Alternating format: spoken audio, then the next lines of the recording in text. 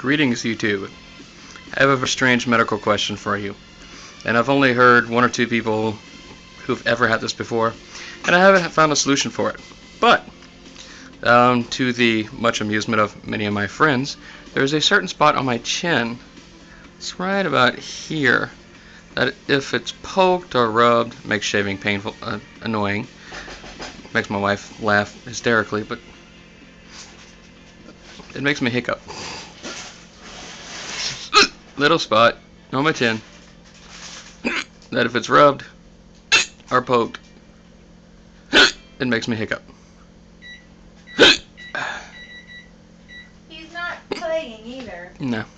10,000 internets to the person who figures out why it does that. That's just mean now.